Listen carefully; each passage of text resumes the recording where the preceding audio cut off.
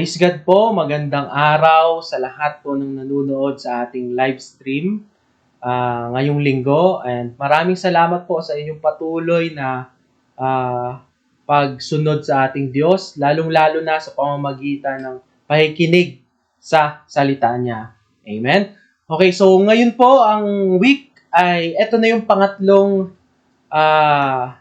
linggo natin na tinatalakay natin ang ating series patungkol sa Because of Who You Are. Okay? So, the first week po ay through Pastora Kay, ang diniscuss po niya sa atin ay because of who you are the living God. No? Ang Diyos natin ay buhay. And last week, sa pamamagitan naman po ni Pastor Elmer, na tutunan po natin na ang Diyos natin ay siya po ang you are the sovereign ruler of all the universe. So, siya po ang lahat ay may hawak ng buong sanlibutan. Praise God. At ngayon naman po sa ating third week, napaka-exciting po muli ng ating pag-uusapan dahil ang title po ng ating topic ngayon ay You Are Holy or You Are the Holy God. Amen? So, stick lang po tayo at alam ko pong meron pong gagawin ang ating Panginoon. Okay? So, para po sa ating pasimula, pwede po bang manalangin po muna tayo. Okay? Praise God. Maraming salamat po, Panginoon, sa panibagong araw na inyong ibinigay sa amin, panibagong linggo. At ngayon, Panginoon, kami po ay nananalangin na ihanda nyo ang aming puso, ihanda nyo po ako para po sa inyong salita na bibitawan po ngayong araw para sa amin. Alam po namin na itong salitang sasabihin nyo ngayong araw ay magkukos po na magbago ang buhay namin. Mababago po kami sa inyong mga salita, Panginoon. Maraming salamat po at hayaan niyo po ang inyong banal na spirito ang magturo sa amin, magbukas sa aming puso at maging ready po kami sa lahat ng inyong sasabihin at may apply po namin ito sa aming buhay. Maraming salamat po. Ito ang aming samot dalangin sa pangalan ni Jesus. Amen.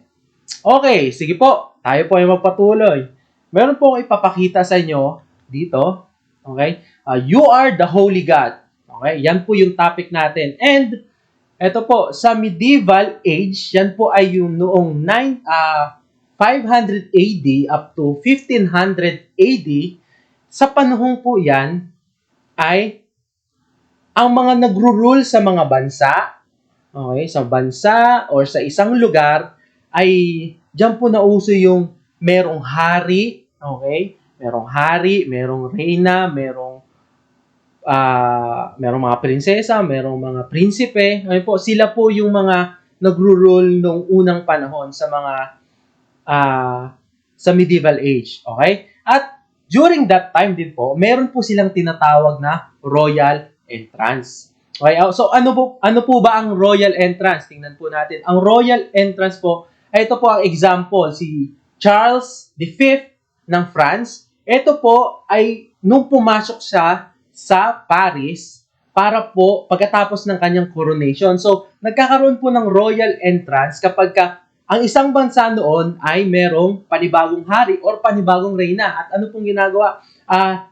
Ang hari po ay, kumbaga parang galing po sa labas, papasok po siya, papunta doon sa kastilyo niya. Okay? So, dahil siya po ay bagong hari or bagong reyna. At nung mga panahon po yan, okay, kung mapapansin nyo dyan sa picture na nakikita dito sa screen, okay, si Charles V po ay siya yung nakakulay blue. Ayan, dyan banda sa bandang gilid. Okay? At kung mapapansin nyo pa, doon sa bandang ibaba niya, sa gilid ng hari, ay makikita nyo po yung tao. Okay? Nakikita nyo po yung tao na kung saan sila ay tinitingnan po nila kung sino po yung hari nila. Okay, tinitingnan po nila kung gaano po nakikita po nila kung gaano ka-grande. Okay? Ka-grande ang kanilang hari, yung ginagawang posisyon, okay? At nakikita din po nila yung parang at some point hindi naman kadakilaan, pero parang yung glory ng king nila ay nakikita nila. At yan po ay depende sa magiging posisyon nila. Mas malapit ka sa hari, okay?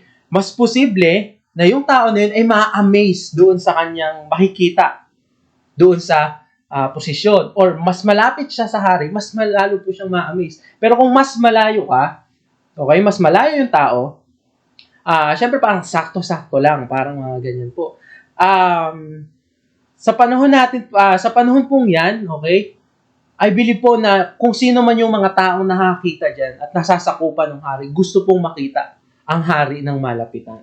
Okay, maliban na lang kung merong may kaaway, pero ibang storya po yun. Pero sa mga panahon po yan, gusto ng lahat makita ang hari. Gustong mapalapit sa presensya ng hari. Okay? At sa panahon po natin ngayon, no, alam ko po na may mga tao na gusto ring mapalapit sa ating banal na Diyos. Okay? Ang problema lang po ay dahil merong kasalanan, nahihirapan po silang lumapit sa presensya ng Diyos. Dahil nakakaramdam po sila ng takot, hiya, at kung ano-ano pa. Okay? Dahil feeling po na hindi po sila worthy lumapit sa ating banal na Diyos. Okay? So, ngayon po, pag-uusapan po natin, dahil ang topic po natin ay Holy God, yan po ang pag-uusapan natin. Pero, kahit tayo pong mga Christians na dumarating po sa time na nahihirapan po tayong lumapit sa ating banal na Diyos. Natatakot din po tayo, nahihiya din tayo, pero alam niyo po, ang kagandahan niyan ay ang Diyos natin ay meron pong ibinigay na daan kung paano tayong makakalapit sa kanyang presensya, sa kanyang banal na presensya. At yan po ay sa pamamagitan ng kanyang mga salita. Amen. Kaya sa ngayong oras na ito, inaanyayahan ko kayo na ibigay niyo yung focus niyo, yung attention niyo dito sa pag-uusapan natin dahil napaka-importante po nito, lalong-lalo na sa mga Kristiyano na po, okay, na nagkakaroon ng problema, lalong-lalo na pagdating sa kabanalan ng ating Panginoon kasi natatakot tayong lumapit sa Diyos. Okay, kaya ibigay mo ang oras na ito. Alam kong hindi tayo madi-disappoint pag tayo ay nakinig ng salita ng Diyos. Amen? Praise God. So, ngayon, ang darako po tayo sa ating, pinaka-text natin na kung saan natin i-detalye, kung saan natin makikita kung gaano nga ba kabanal ang ating Panginoon. Okay. Sige po. Sa Revelation chapter 4 verse 8, ayun po, kung meron po kayong mga Bible sa inyong tabi, pwede nyo rin pong buksan ang inyong mga Biblia, Tagalog man yan o English.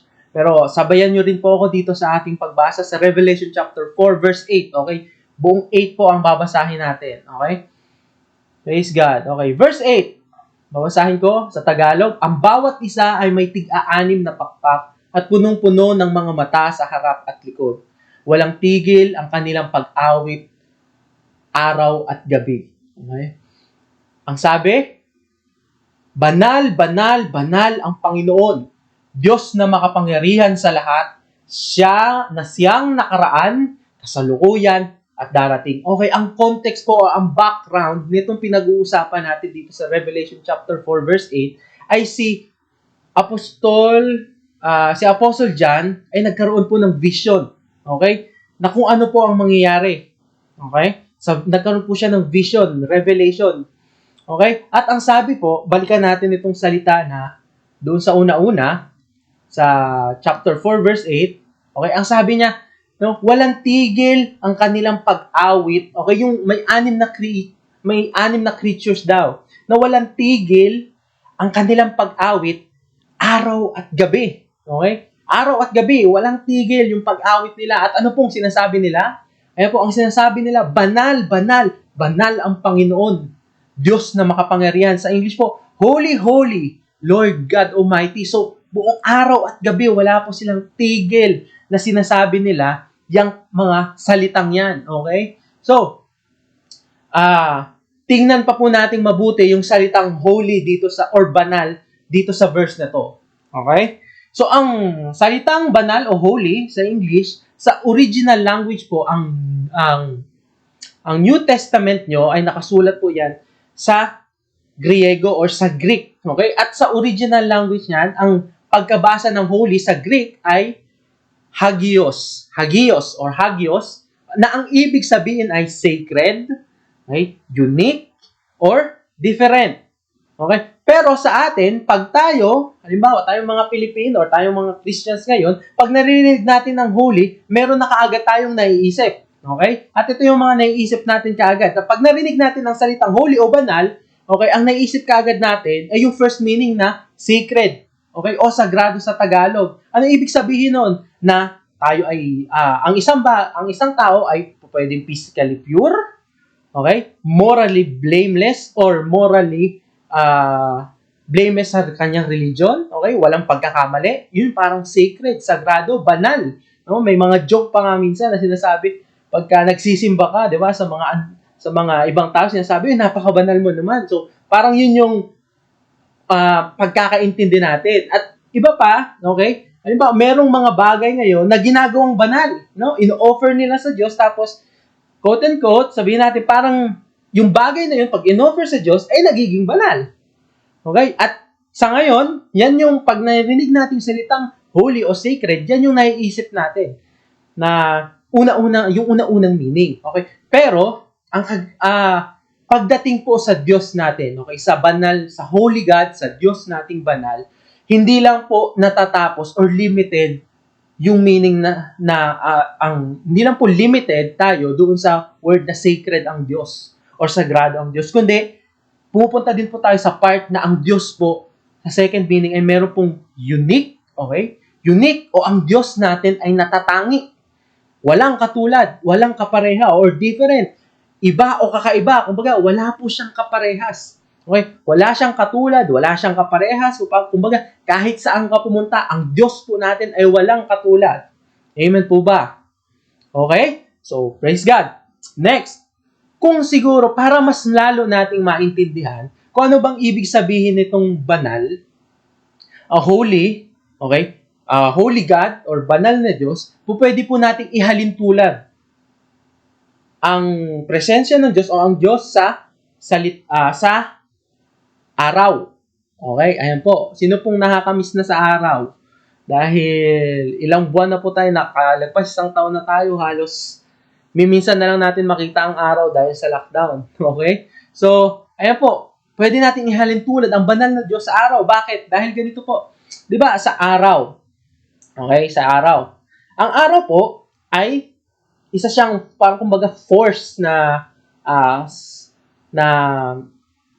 tawag dito. Siya po ay malakas na force na create ng ating Panginoon. And itong araw pong ito, umaabot yung kanyang intensity. Kumbaga, meron po tayong tinatawag na yung sinag niya ay umaabot po hanggang sa earth. At yung sinag na po na yon ay siya po ay nagbibigay buhay halos di sa buong mundo. Bakit? Dahil sa pamamagitan po ng sinag ng araw, no, ang mga puno po, ang mga halaman ay nabubuhay at nagbibigay po ng pagkain para sa tao.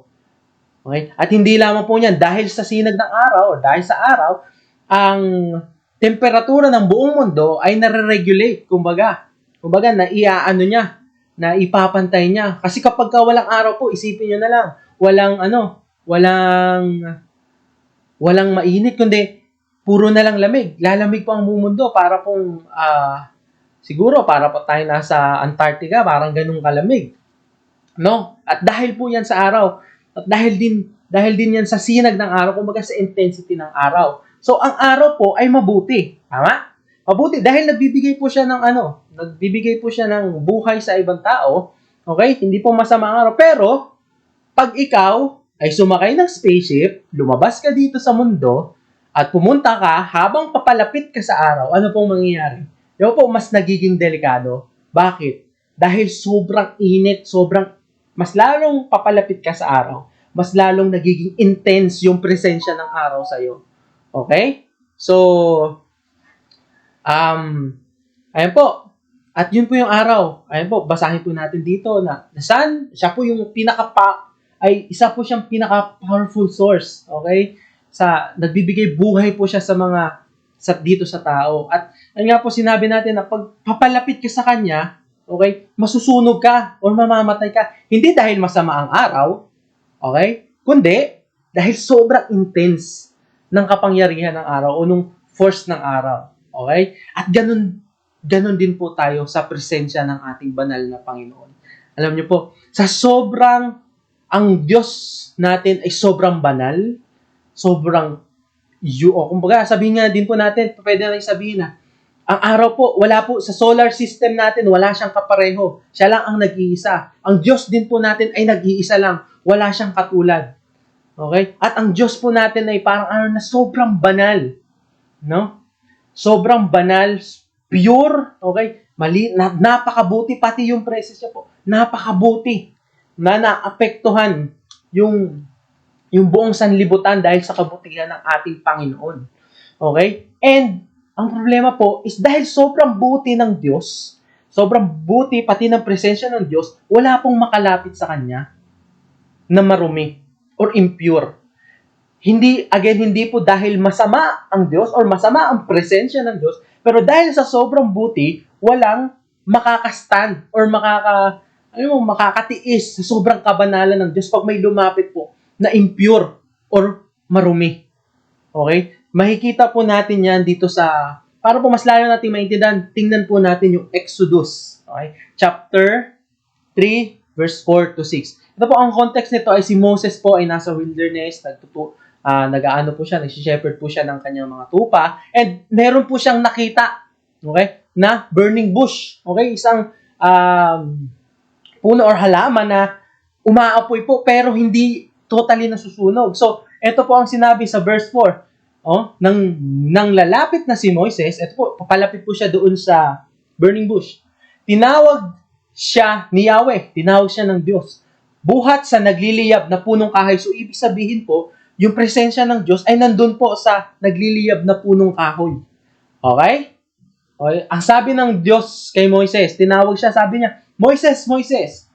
Ano po iyon? Ang sagot ni Moises. Okay? Sinabi ng Diyos kay Moises, ay number 1, huwag kang lumapit. Okay? Huwag daw si Moises lumapit. Okay? Next, hubarin mo ang iyong sandalyas. Okay? So, sabi doon sa pwesto ni Moses, nung tinawag siya ng Panginoon, sabi niya, huwag kang lalapit. Tapos, doon sa mismong part na yon, sinabi din ng Diyos sa kanya na, hubarin mo ang sandalyas na yan. Okay? Bakit? Dahil banal na lugar yung kinakatayuan daw niya. Bakit po? Dahil yung presensya po ng Diyos ay doon sa burning bush, pero nasako po na pati yung pinagtatayuan niya ng presensya ng Diyos, pati yun ay naging banal na rin. Gets niyo po? Okay? So, anong nangyari kay Moises pagkatapos niyan? Sabi ng Diyos, okay? Sabi ng Diyos sa kanya, ako ang Diyos na sinamba ng iyong ninuno, ang Diyos ni Abraham, ni Isaac, at ni Jacob. Okay? So, ano pong ginawa ni Moises? Tinakpan ni Moises ang kanyang muka. Okay? Dahil nung nakita niya, sapagkat natatakot siyang tumingin sa Diyos. Okay? Nung nalaman ni Moises na siya yung Panginoon nila, ng kanyang mga ninuno, natakot siya. Bakit po? Dahil yung presensya ng hindi niya ma-contain or hindi niya kayang yung presensya ng Panginoon. Natakot siya na tumingin sa Diyos during that time. Amen? Okay, so ito pa. Next pa, hindi lang po natatapos dyan. Noong panahon din ni Moises, merong in-instruct ang Panginoon, okay, na gumawa si Moises ng isang tabernacle. So, isang tabernacle po ay parang ganyan.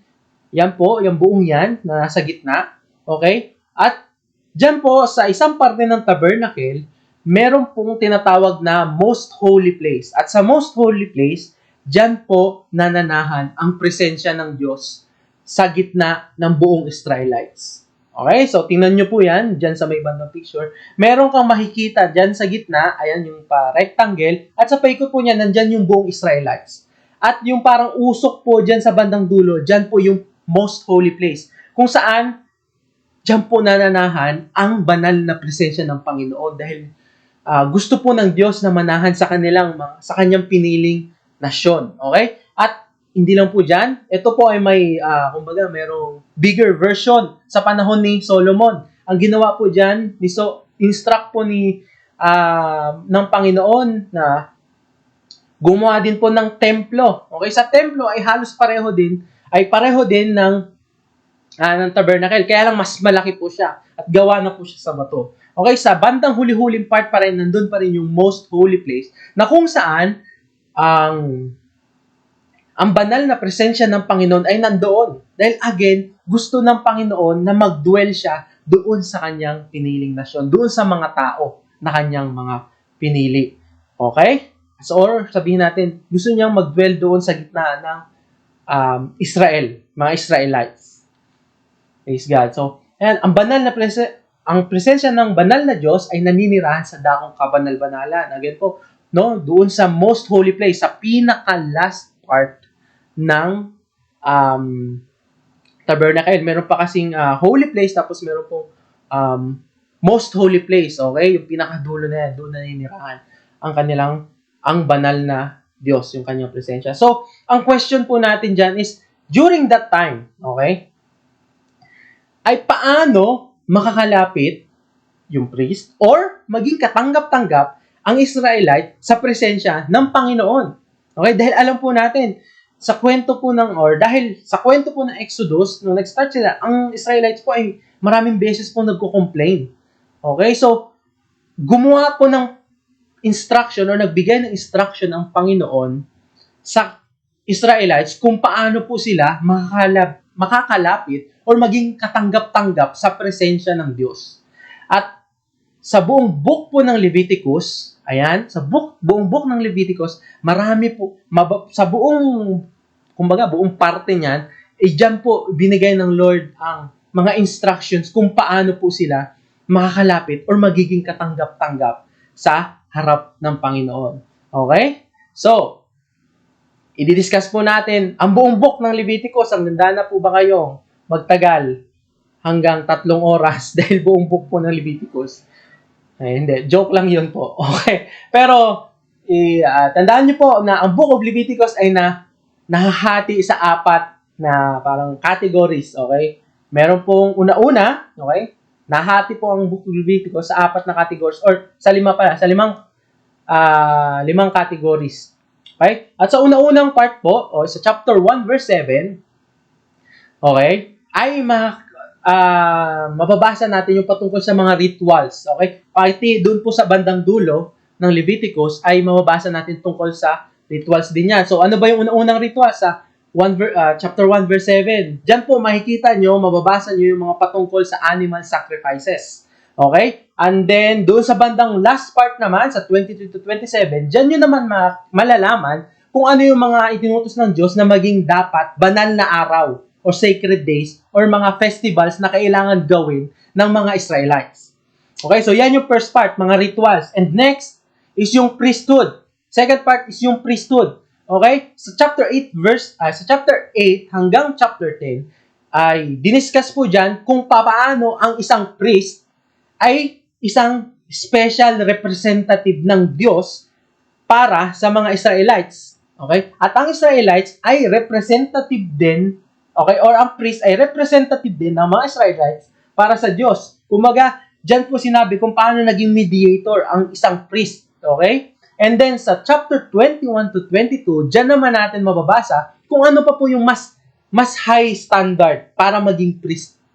Okay? Kung paano maging priest. Yung high standard kung kumbaga, kung merong rules na sakto lang, okay, meron pang high standard, no? Mas high standard pa, no? Parang malupit na instruction para maging priest ka or para maano ka sa pagiging priest sa priesthood mo. Okay?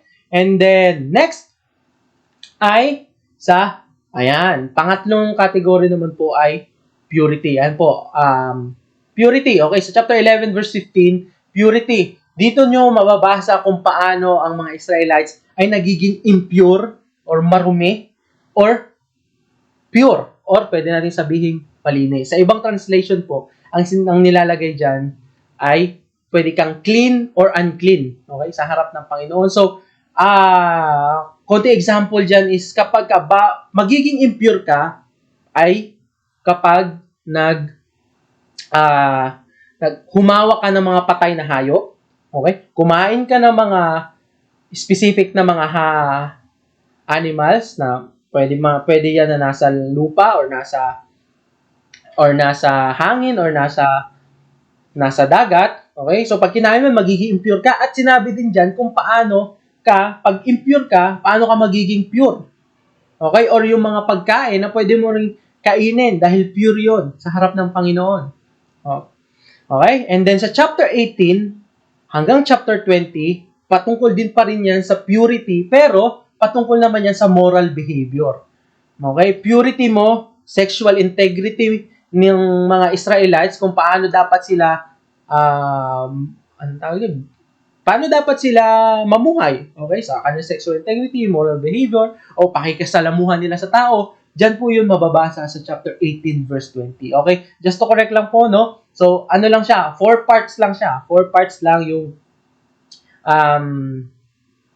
buong Leviticus, okay? At itong last part natin, yung pang-apat natin, ay dito po sa chapter 16 verse 7, dyan po natin mababasa yung patungkol sa Day of Atonement. Okay? Ang Day of Atonement po, ay ginagawa yan every once a year. Kung saan, or isang beses sa isang taon. Kung saan, ang mga Israelites ay sa-sacrifice po ng mga hayop at meron din silang mga ginagawa. Sabihin natin, through pagsasacrifice ng hayop, sila din po ay ginagawa din po silang ritual. Okay? So, pag-uusapan po natin yan mamaya sa mga susunod. So, isipin nyo na lang po, no? Inutos ito ng banal na Diyos upang ang mga Israelites ay muling malinis at makalapit sa kanyang presensya.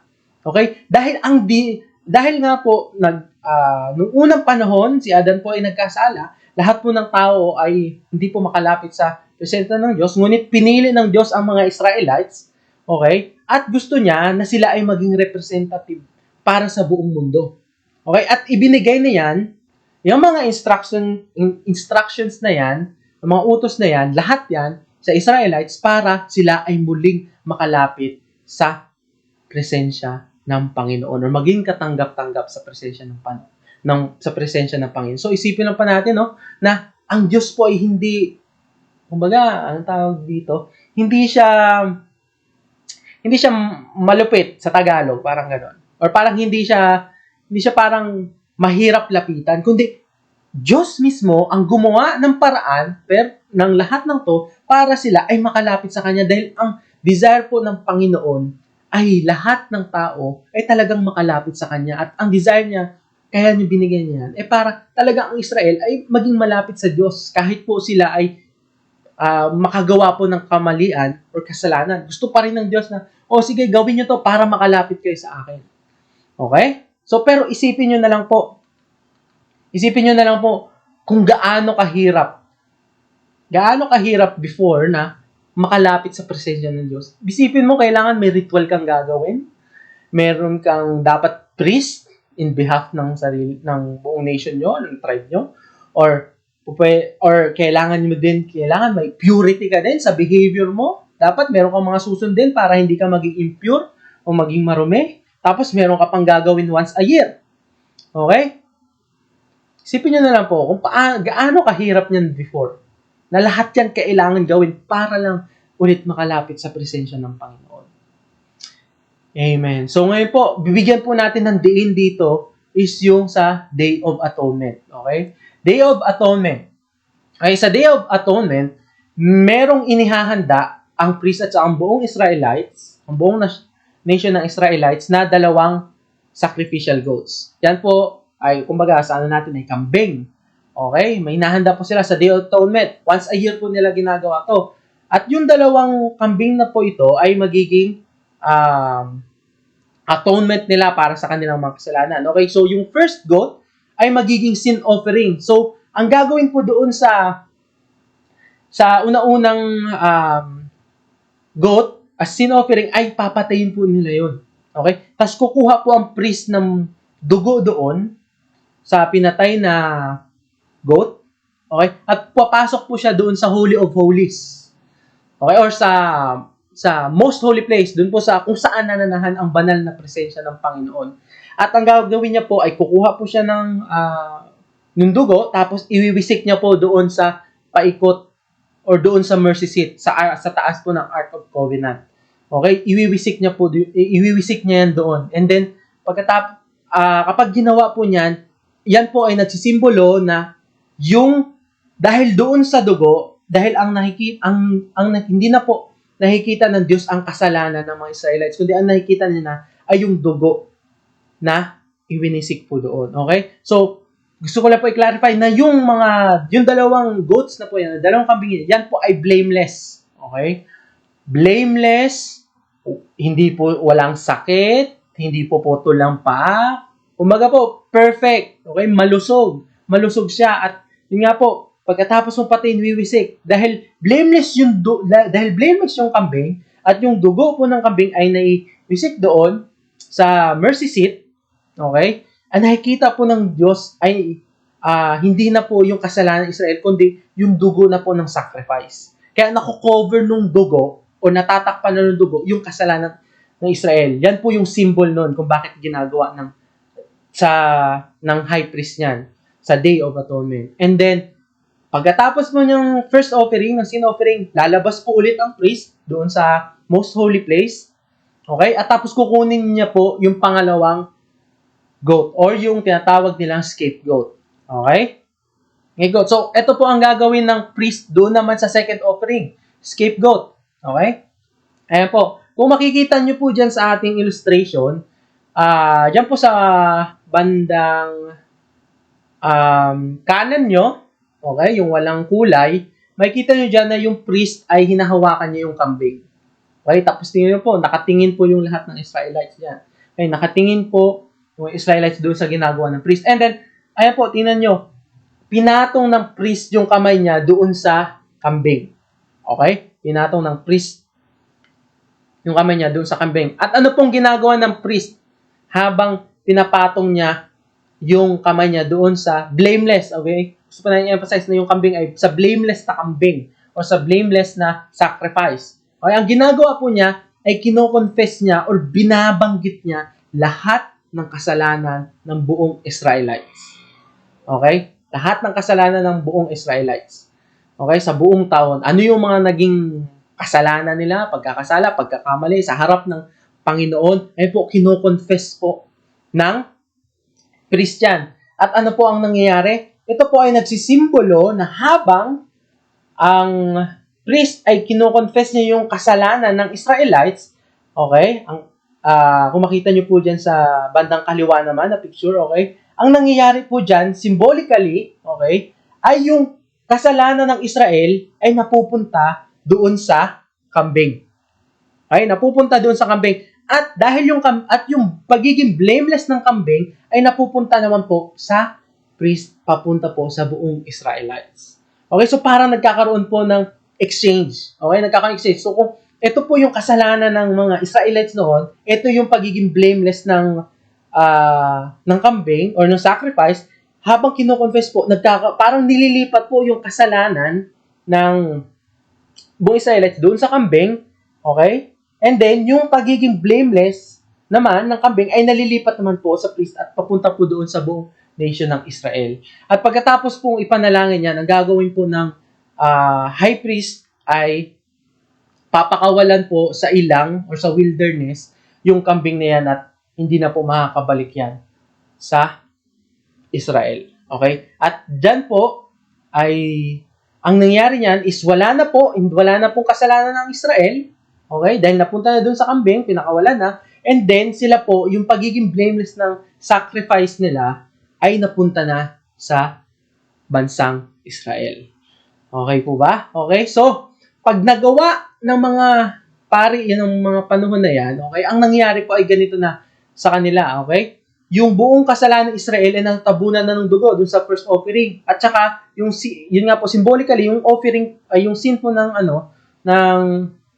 Israel napunta na dun sa kambing. At yung pagiging blameless napunta na si Israel. At ngayon, pag nagawa yan, eto na po, hindi na delikado ang presensya ng Diyos sa kanila. At sila din po ay pinatawad na ng Diyos dahil na-cover na. Okay? Na-cover na ang lahat ng kanilang kasalanan para po sa taong yon. Okay? At ngayon, sila po, dahil na-cover na, na-cover na ang lahat ng kanilang mga kasalanan, sila din po ay meron ng pabor sa harap ng Diyos. Okay?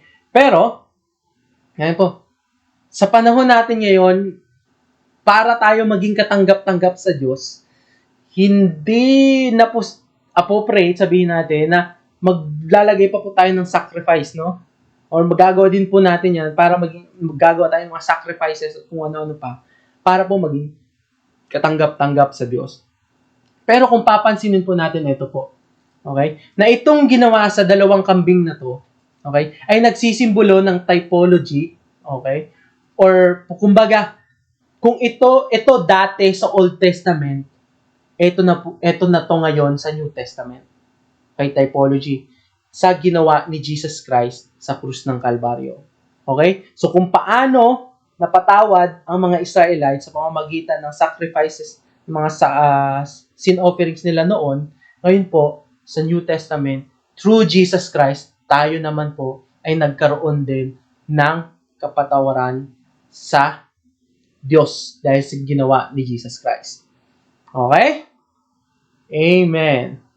Okay, so typology of Jesus Christ in the New Testament, again po, halos parang sa lahat po naniniwala kay Jesus, ganun din ang nangyari. Kumbaga, nailipat, no? Nailipat yung kasalanan natin, pag tayo po naniniwala sa Kanya, kay Jesus Christ, yung kasalanan natin ay pinako na sa krus. Okay? Nalipat na kay Jesus, okay? At dahil pinako na sa krus, yung righteousness ni Jesus Christ, napunta na po sa atin. Nagkaroon din po ng exchange, okay? In spiritual, sa spirit po natin. Okay, praise God. Pero ito po ang mapapansin mo dyan. Ang meron ka pang mapapansin dyan. Okay? Na yung sin offering tsaka scapegoat, okay, nung unang panahon, wala po, pag sila ay napili na sila ang magiging sin offering or scapegoat, yung mga kambing na yun, yung mga sacrifices na yun, ay wala silang choice. Kundi, maging sin offering at maging scapegoat talaga. Kumbaga, wala silang choice. Hindi sila makakapagreklamo na, ay, hindi ako pwedeng maging sin offering, hindi ako pwedeng mamatay, okay? So, wala po silang choice. Kumbaga, sabihin na natin na parang, hindi naman napilitan, pero, yun nga, wala silang choice. Okay? Wala silang choice. Pero, pagdating po sa ating Panginoong Hesus, kakaiba po ang ginawa niya. Okay? Makikita po natin ito at pag-aralan natin ng mas malalim. Ano ba yung ginawa ni Jesus Christ para sa atin? Paano niya ba ibinigay sa atin yung sarili niya? Ay sa Mark chapter 15. Okay? Ito pong Mark chapter 15 ay, ang buong context po nito ay, or background nito, ito po yung dinala na si Jesus ng mga Pariseo at ng mga Hudyo kay Poncio Pilato. Okay? Para hatulan. Dahil, mamaya explain po natin. So, itong part na to, ito na yun, doon na. Okay? Dinala na si Jesus doon kay Pilato. Basahin natin. Okay? So, Mark chapter 15, verse 1 to 5. So, kinaumagahan, nagpulong agad ang mga punong pari. Ito ay pagkatapos ipinagkanulo ni Judas, si Jesus. Okay? Mga pinuno ng bayan, mga tagaturo ng kautusan, at iba pang bumubuo ng kataas-taasang kapulungan ng mga Hudyo. Okay? Ipinagapos nila si Jesus at dinala kay Pilato. Ikaw ba ang hari ng Hudyo? Tanong sa kanya ni Pilato. Ikaw ang may sabi. Sabi ni Jesus. Tugon ni Jesus. Ngayon, sabi, nagharap ng maraming paratang ang mga punong pari laban kay Jesus. So, yung mga Pharisees po, high priest, ay pinaratangan si Jesus ng kung ano-ano. Kaya siya ay muling tinanong ni Pilato, wala ka bang isasagot? Hindi po sumasagot si Jesus. Okay? Narinig mo ang marami nilang paratang. Okay? Hindi lang isa, kundi marami. Marami nilang paratang laban against kay Jesus Christ. Ngunit hindi pa rin sumagot si Jesus, kaya't nagtaka si Pilato. Sa English version po niyan, ang sinabi, sa iba ay amazed, iba naman ay marveled. Bakit? Bakit hindi sumasagot si Jesus sa mga paratang? Pag binasa nyo itong same na scenario sa Book of Matthew or kaya sa Book of Luke, okay? Etong verse 1 to 5 ay mas detalyado pa. Merong part na mas detalyado pa dyan sa Book of Matthew at sa Book of Luke. At doon sa part na yun, doon natin makikita na kaya nagtaka si Pilato dahil alam ni Pilato na si Jesus ay inosente. Wala siyang ginawang masama, wala siyang sala na kahit ano. Pero nagtataka siya, bakit wala naman siyang kasalanan, bakit hindi sumasagot si Jesus? Okay, bakit hindi sumasagot si Jesus? So bakit nga ba hindi sumasagot si Jesus? Tingnan natin. Alam ni Jesus na siya ay inosente. So alam ni Jesus na wala siyang kasalanan. Okay? Na mali yung mga pinaparatang sa kanya. Okay? Pero, eto ang hindi alam ni Pilato. Ngunit, ang hindi alam ni Pilato ay kusang loob. Okay? Pakisabi nga po sa katabi niyo, kusang loob. Na ibinigay ni Jesus ang kanyang buhay bilang kabayaran para sa kasalanan ng buong sanlibutan. So, kung yung mga sacrifices sa Old Testament, wala po silang choice, dito, si Jesus Christ mismo, okay, sige. Ako na ang magiging kabayaran para sa kasalanan ng buong sanlibutan. Yun po ang pinagkaiba. Bakit niya ibinigay ng kusang loob ang sarili niya? Di po siya nagatubli dahil gusto kanyang mapalapit sa presensya ng banal na Diyos. Amen? Gusto ni Jesus na ikaw ay mapalapit sa puso, sa pagmamahal ng banal na Diyos. Amen. Wow, sobrang laki ng pagkakaiba po. Walang choice po. Pero ito, si Jesus mismo. Siya mismo ang willing na lumapit. Binigay ang kanyang buhay para mailigtas ka. Para mapalapit ka muli sa presensya ng banal na Diyos. Amen. Praise God. Dahil sa, at ito pa, no? Dahil sa lubos na pagmamahal ng banal na Diyos sa mga tao, ayun po, again, babalik ulit po tayo doon, no? Kung ang Leviticus po, ang Diyos ang nagbigay noon para mapalapit. Ito po, ang Diyos din ang nagbigay ng kanyang bugtong na, kumbaga, sige, bibigay ko ang anak ko para, halimbawa, ikaw ay mapalapit sa akin. Na si Jesus Christ, sige po, susunod ako para sila or para ikaw na maniniwala kay Jesus Christ ay mapalapit sa banal na Diyos. Wow. Same principle po doon sa Old Testament para sila ay mapalapit, mapatawad sa kasalanan. Pero dito, ang ginawa ni Jesus, kakaiba talaga. At ang ginawa ng Diyos. Siya ang nagbigay ng sacrifice. Provide ng sacrifice. At yung sacrifice niya po ay nagkatawang tao at willing na ibinigay ang kanyang buhay. Okay? Willing na ibinigay ang kanyang buhay para sa kabayaran sa kasalanan natin lahat. Wow. Isipin mo lang, ganyang kakamahal ng ating Diyos. Ganyan kakagusto ng Diyos na makalapit sa kanyang presensya na ginawa niya yung buong yan. Ibinigay niya anak para lang muling kang makalapit sa kanyang presensya. Praise God. Amen. Ayan, upang lahat ng maniwala, ayan po, at kumilala sa kanya kay Jesus bilang Panginoon ay maaari na muling makalapit sa banal na Diyos. Wow. Pag ikaw ay maniwala at kinilala mo na si Jesus ay iyong Panginoon, ikaw ay muli nang makakalapit sa presensya ng tawag dito, pinakabanal, sobrang banal na Diyos. Siya po ang creator ng buong mundo. Siya po ang may hawak ng buong kalawakan. Sa lahat ng nangyayari po, alam po ng banal na Diyos yan. Lahat ng nangyayari sa buhay, alam niya yan. At ibinigay niya si Jesus para sa iyo, para malaman mo na pwede ka na ulit makalapit sa banal na Diyos. Wow. Praise God po. Pwede niyo po bang palakpakan ang ginawa ni Jesus Christ para sa atin? Para tayo po'y muling mapalapit sa ating Panginoon. Praise God. Ayan po, kung no Old Testament, sa Day of Atonement, sa pamamagitan po ng sacrifices, no? Sa buong taon, okay? Sa buong taon, yung mga Israelites ay covered na sa kanilang mga kasalanan. Sila po ay pinatawad na ng Diyos. Okay? At sila ay may pabor. Okay? Sa buong taon po yan. Ibig sabihin, pagkatapos ng isang taon, uulitin po ulit natin yan. Uulitin po natin yan. Uulitin po, or uulitin ulit nila yan. Yung pag-sacrifice, ulit, paulit, ng paulit, ng paulit. Okay? Paulit, ng paulit. Pero, alam niyo po, ito po ang kagandahan sa ginawa ni Jesus Christ para sa atin. Dahil isang beses lang po namatay si Jesus. At yung sacrifice po, yung kanina binanggot, yung sin offering, yung first offering, pagkatapos pong patayin yun, yung katawan po ng kambing ay susunugin. Dahil symbolically po, sinusunog din po yung kasalanan ng mga Israelites.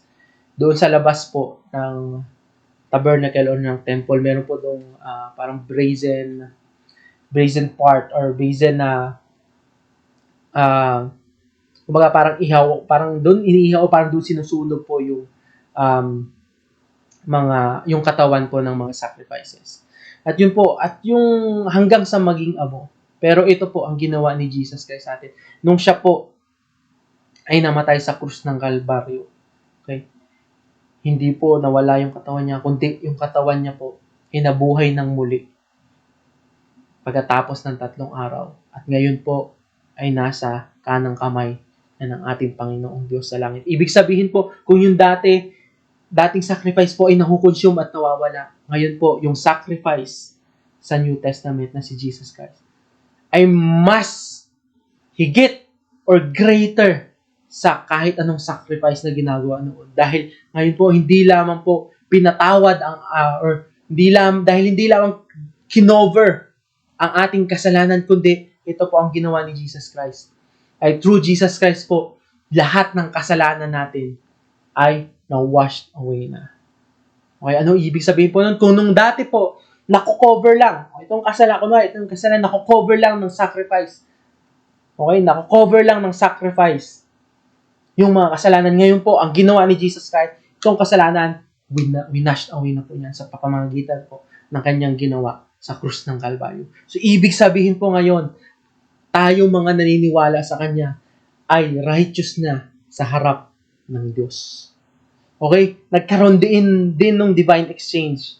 Okay? Nagkaroon din ng exchange, gaya po kanina doon sa sacrifice na tayong makasalanan pag tayo po naniniwala sa Diyos, ang kasalanan po natin ay pinako na sa krus at pinatawad. At yung righteousness na ibinigay sa atin ni Jesus Christ ay napunta na sa atin. Kaya po ngayon, pag tinitingnan tayo ng Diyos, hindi na po niya nakikita ang tayong makasalanan, kundi ang nakikita niya ay si Jesus Christ. Ang righteousness ni Jesus Christ. Wow! Ito pong sinasabi na we are saved by grace. Wala tayong ginawa. Hindi ka naligtas dahil mabuti ka, dahil nagbigay ka sa poor, dahil nagsisimba ka araw-araw, dahil nag-a-attend ka ng online service every week, dahil nag-share circle ka, okay? O dahil nag-offering ka, hindi ano po, wala tayong ginawa. Si Jesus Christ mismo, binigay niya ang sarili niya para tayo'y maligtas at muling makalapit sa Diyos. Kaya po ngayon, wala po tayong may pagmamalaki. Kahit kanino, kahit sa kapwa natin, dahil tayo po ay ligtas sa pamamagitan po ng grasya ng ating Panginoon. At paano naman po yung good works? Ang good works po natin, yung mga mabubuting gawa natin, ay hindi po yan pag gumawa po tayo ng mabuting gawa, ay hindi yan ang magiging resulta ay magkakaroon po tayo ng kaligtasan. Kundi baliktad po, meron na tayong kaligtasan, kaya tayo gumagawa ng mabuting bagay. Kaya dahil meron tayong kaligtasan at dahil righteous na tayo sa harap ng Panginoon, tayo po ay ayaw na natin ng kasalanan. Okay? Kami po, lahat ay strongly believe na lahat ng Kristiyano po ay kailangang gawin na iwaksi lahat ng kasalanan sa kanilang buhay at ma-change po sila from glory to glory. Pero ang good works po, okay? Good works po ay hindi po tayo mailigtas, kundi naligtas po tayo sa pamamagitan ng grasya, sa grasya ng Panginoon, sa Book of Ephesians po yan. At ang good works po ay resulta, okay? Kumbaga, resulta ng ating pagiging ligtas. Kaya tayo nagbibigay dahil grateful po tayo sa ginawa ng Diyos. Naiintindihan po natin na si Jesus Christ po ang pinaka-the best na offering. Okay? Kaya po tayo nagiging mabuti sa kapwa dahil una pong naging mabuti ang Diyos sa atin. Kaya po tayo kaya natin magpatawad dahil unang Diyos, ang Diyos ang unang nagpatawad sa atin. At kaya din po tayo willing na tumulong sa iba dahil alam po natin, ang Diyos natin, ang unang nag-supply sa atin ng ating pangangailangan. Amen ba? Wow. So kung dati po, okay, ito, dahil ang series po natin ay Because of Who You Are. So, ngayon sa lahat ng napakinggan natin, sino nga ba ang Diyos para sa atin? Okay? Sino nga ba ang Diyos na banal? Okay? Sino nga ba ang Diyos para sa atin? Kundi siya po ang banal na Diyos. Pero hindi lamang po yan. Again, hindi lamang po banal na Diyos. Kundi ano po yung katangian nitong banal na Diyos? Ito siya. Siya ang natatangi. Okay? Naalala nyo po yung meeting na natatanging Diyos na gumawa ng paraan para ang makasalanan ay muling makalapit at makabalik sa kanyang presensya.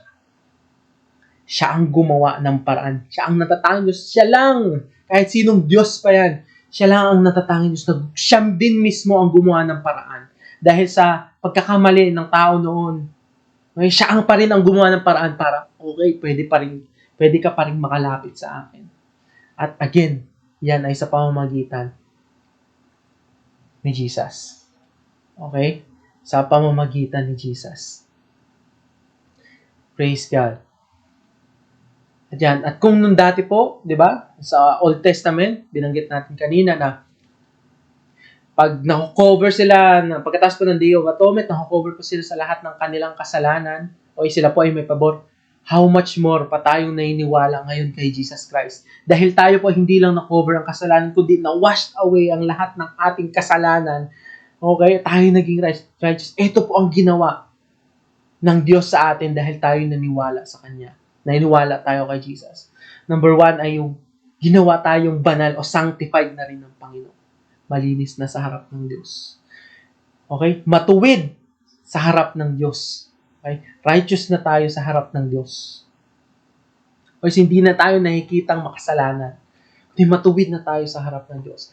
At naalala nyo po kanina, pagkatapos po nung kay Pilate, si Jesus Christ po ay in-execute. Okay? Siya po ay in-execute ng maraming latay na halos nung in-execute po siya, wala na po, hindi na po siya makilala dahil doon sa mga sugat niya. Kumbaga sa iba nga pong pag-aaral, wala nang kahit katiting na balat ang makikita sa kanya.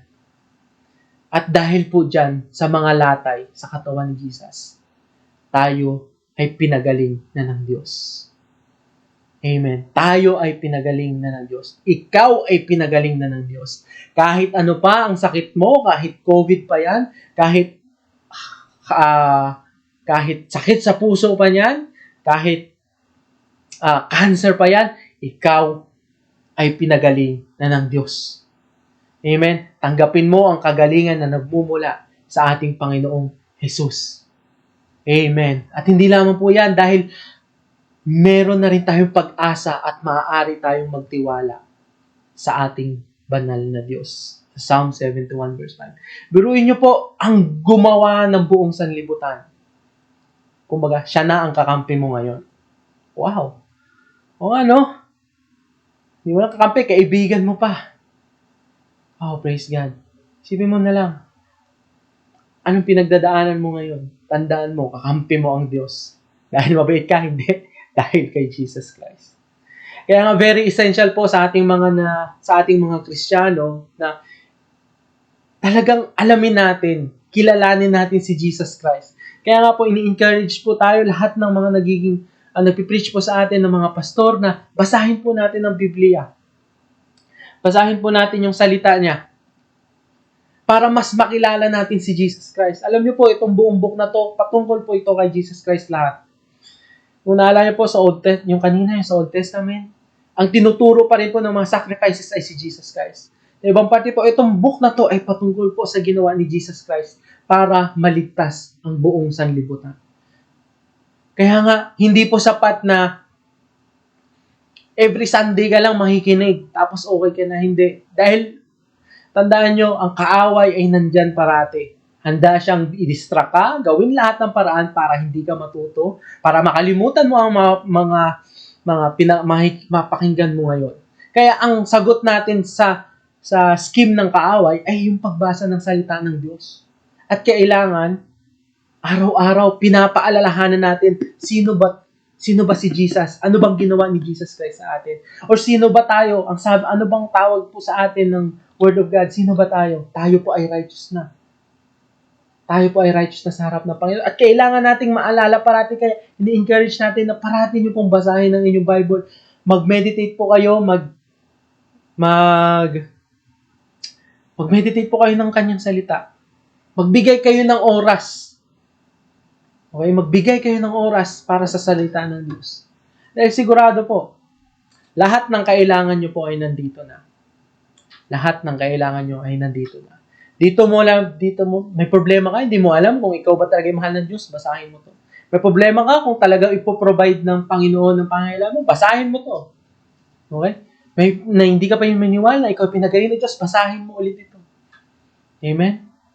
Praise God po, napaka-importante sa atin na dapat tayo ay rooted po sa salita ng Panginoon. At ayan po, ang sabi po sa John chapter 1 verse 12, ayan po, but to all who did receive Him, who believe in His name, He gave the right to become children of God. Sino pong naniwala kay Jesus Christ? Ginawa siyang Panginoon. Tinanggap siya. Sila po ay anong nangyari?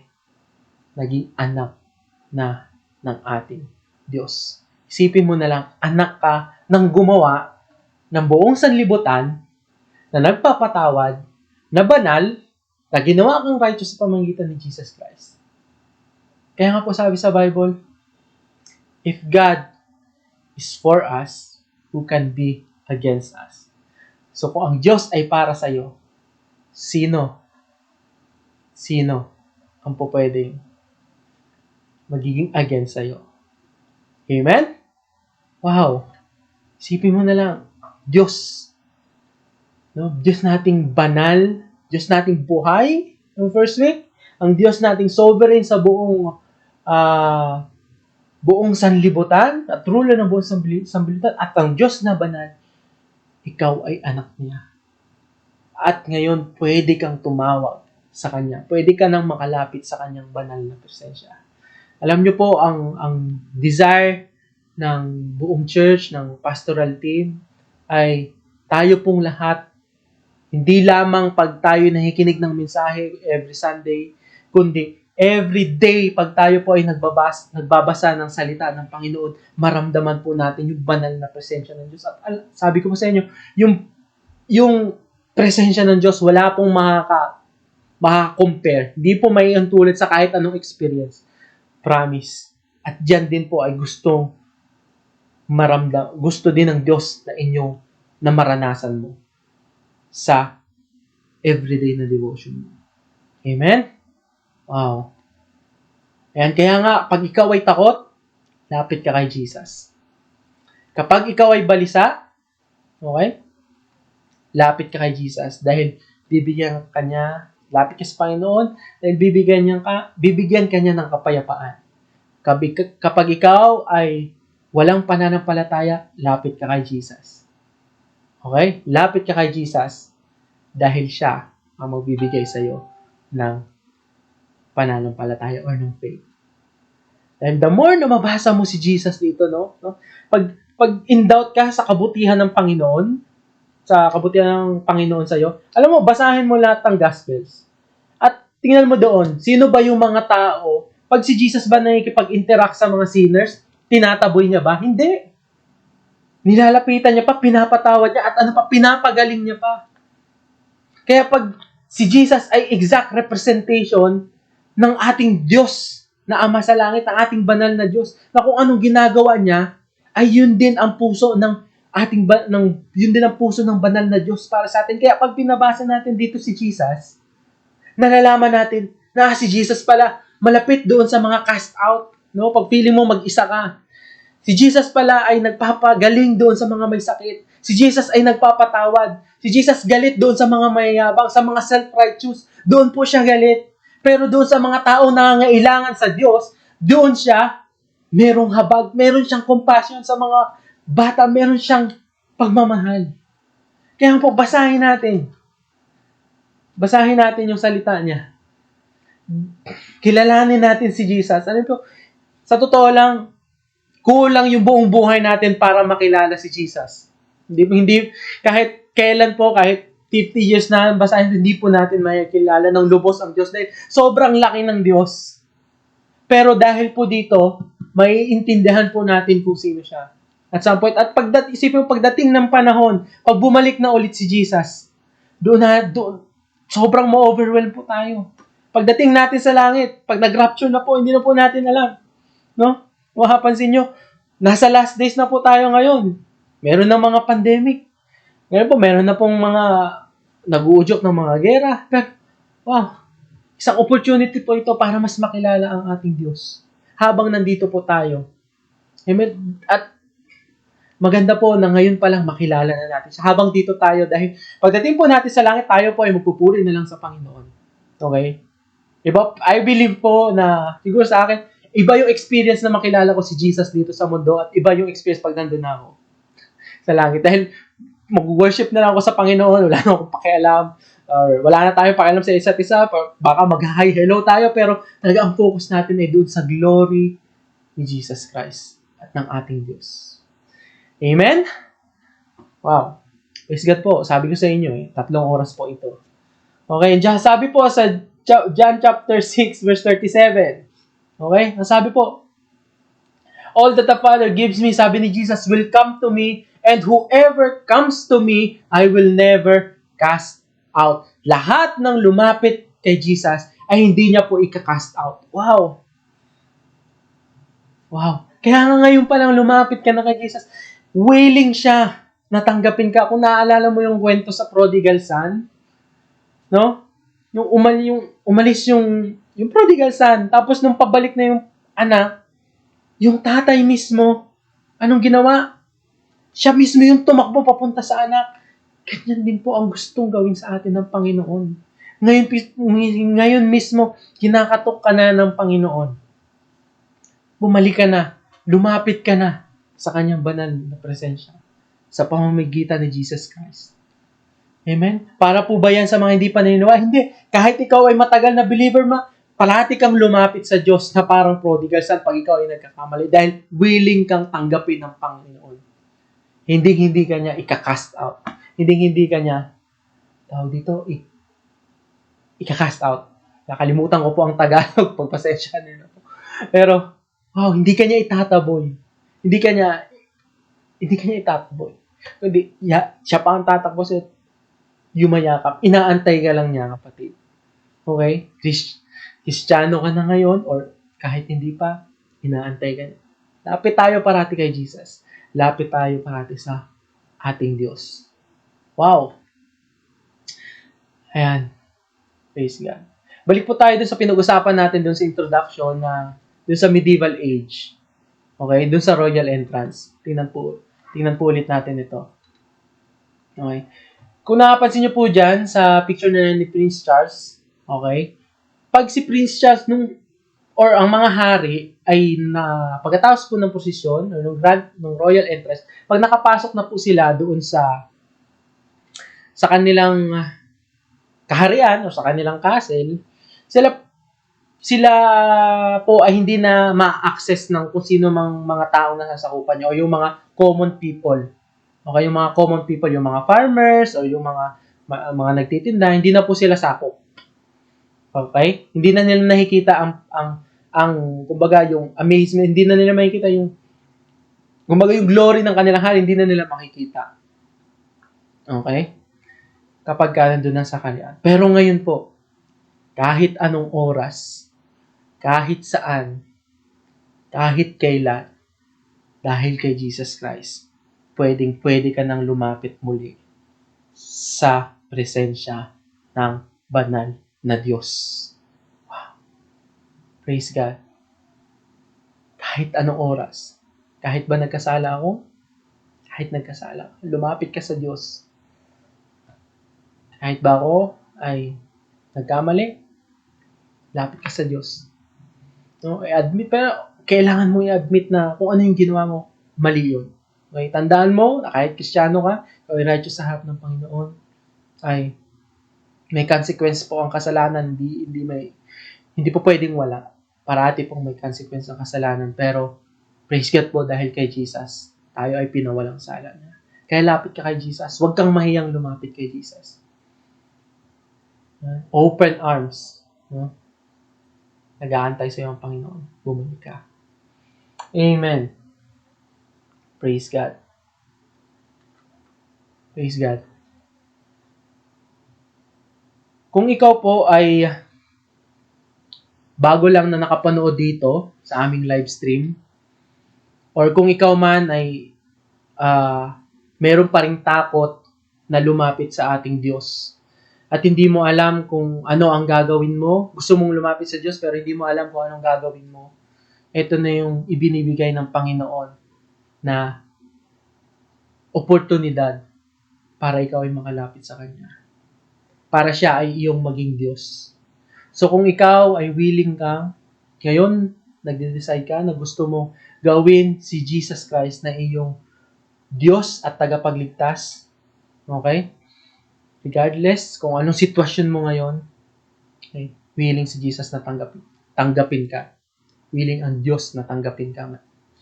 Pwede bang, habang binabanggit ko tong prayer na to, pwede bang banggitin mo din ang prayer na to? Okay, pwedeng kahit mahina lang, pero talagang isa puso mo yung panalangin na ito na gusto mong tanggapin ang ating Diyos. Gusto mong maniwala. Gusto mong kilalanin si Jesus Christ bilang iyong Panginoon. Okay, so pagkatapos ko, pwedeng ikaw, banggitin mo kahit mahina lang, pero nasa puso. Okay? Praise God. Okay, Panginoong Jesus, kailangan kita. Salamat sa pagkamatay mo sa krus para sa aking kasalanan. Binubuksan ko ang aking puso at tinatanggap kita bilang aking tagapagligtas at Panginoon. Salamat po sa pagpapatawad mo sa aking mga kasalanan at pagbibigay ng buhay na walang hanggan. Ikaw po ang maghari sa trono ng aking buhay. Gawin mo po akong isang taong namumuhay ayon sa iyong kalooban. Amen. Kung ikaw po ang taong ito kung ikaw po ay ang pinag-pray mo po itong prayer na to, pwede mo po bang i-chat kami dito sa page namin pagkatapos nito? At willing po kami tulungan kayo kung paano mas mapapalago pa ang inyong walk po sa harap ng Panginoon. Amen. At excited po kaming makasama kayo at maging kasama po kayo sa pamilya namin dito sa MFGC. At sabay-sabay po nating makilala si Jesus Christ at ang ating Diyos. Amen? Praise God. At para naman po sa lahat ng mga matagal na po dito sa MFGC or lahat po ng mga naniniwala na kay Jesus Christ, pwede po bang itaas natin yung kamay natin? Okay? Itaas po natin ang kamay natin at tayo po ay mananalangin. Pag-pray ko po kayo. Okay? Kung ikaw ay nakahawak ng cellphone, kahit isang kamay lang, okay lang. Kung kayo po ay nanonood po sa TV, buong pamilya, kayo din po, itaas nyo din po ang lahat ng ang kamay nyo, mga bata man yan, itaas po natin sa Panginoon at hayaan nyo pong ipanalangin ko kayo. Amen? Praise God. Panginoon, maraming salamat po sa buhay ng mga taong ito na patuloy na nagpapatuloy sa pagsunod po sa inyo. Ang panalangin ko, O Diyos, ay sa kung ano man yung mga natutunan namin ngayon, dahil na sa patungkol sa ikaw ay pagiging banal na Diyos at mapagmahal, Panginoon, naway po, Panginoon, ay itong seed na ito ay tumubo po sa kanilang puso at maalala po nila ito araw-araw, Panginoon. At naway po, Panginoon, tulungan niyo po sila na patuloy, Lord, na magka-desire, Panginoon, na makilala si Jesus Christ. I pray po, Panginoon, na sila ay maging uhaw, Panginoon, sa inyong mga salita.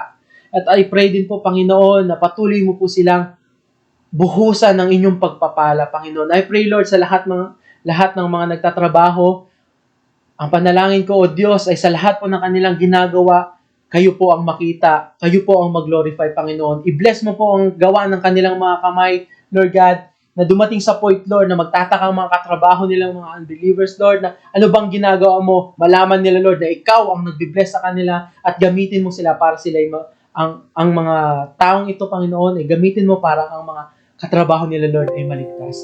At ang panalangin ko din po, Panginoon, na sa lahat po ng may sakit right now, Lord, sa mga merong sakit ng ulo, sa lahat ng merong COVID, meron pong naramdaman sa lungs, meron pong pneumonia, merong pagkabalisa. Lord, in the name of Jesus Christ, Lord, we receive the healing na sa pamamagitan po ng ginawa ni Jesus Christ sa krus ng Kalbaryo, sa pamamagitan po ng kanyang lahat ay sa katawan, Lord, lahat sila ay iyong pinagaling na. In Jesus' name.